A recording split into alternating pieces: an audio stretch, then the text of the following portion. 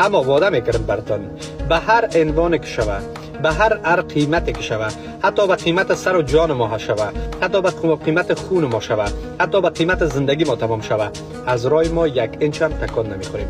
پنجشیر افتخار، پروان افتخار، کاپیسا افتخار، بلخ افتخار، بغلان افتخار، اندراب افتخار، بامیان، تاجیکای بامیان، تاجیکای قندهار افتخار، تاجیکای پاکستان افتخار، تاجیکای تاجیکستان افتخار، تاجیکای ایران افتخار.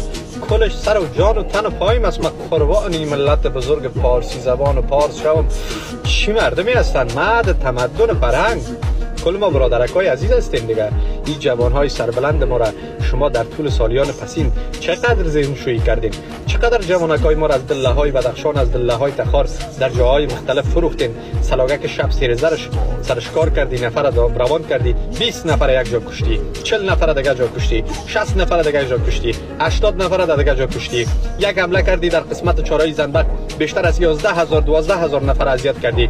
قتل های زنجیروی سران ما را ناراحت کردین، ترور کردین، انفجار کردین. از کاکگی ما، از جوانی ما، از هیبت ما، از عیار بودن ما به عنوان انسان استفاده کردین. امروز هم آمدین دادخواهی میکنین که ما ملی هستیم. ملی چی است؟ لعنت به شرف همتون. ملی معنای ملی مالفی ملی را میفهمی یا نمیفهمی؟ جایی که تاجیک است مسکر تاجیک هستم. جایی که تاجیک است مسکر تاجیک هستم.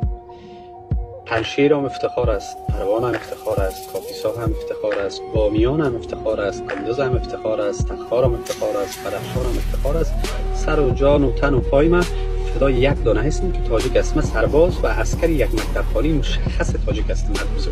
برای من تاجیک بسیار مهم است. یادتون باشه افغان هیچ وقت دوست شدنی نیست. افغان است. افغان به خدا که دوست شدنی نیست کرده. این اگر دوست شد یا نه برادر، یک آدمی که فرهنگ نداره، یک آدمی که زبان نداره، یک آدمی که تمدن نداره، یک آدمی که انسانیت نداره، یک آدمی که منجیدار است، یک آدمی که 14 دفعه وطن و خوار مادر خودش فروخته، یک آدمی که هزارها جوان تا سر بریده، یک آدمی که جعل تاریخ مرکب اجرا کرده، یک آدمی که انگام و امسو و اندید با قوای انگلیسی هست، یک آدمی که نوکر و برده و غلام عرب است، یک آدمی که نوکر و غلام مزدور 4 تا پنجابی پاکستانی هست. تو از او چه توقع داری عزیز من؟ سرای نیشکر خو نیست نگرهار بار نیشکر بندازی کلیت سرخ سرخ گل پیاره بزنی یادت به خیزک بزنی. نه متوجه باش. بعد از این قصه اینمی حداقل من مسئولیت فردی خود دارم. یعنی مسئولیت فردی خود دارم که در تو افغان جور نمیم. در محفل باشی محفل ترک میکنم، در یک راه بری راهی مکج میکنم، خانه داشته دیوار میکنم، سرزمین داشته باشی اون طرف مندازم خو کده جور نمیم. هیچ دیگه امکان جور آمدن نیست.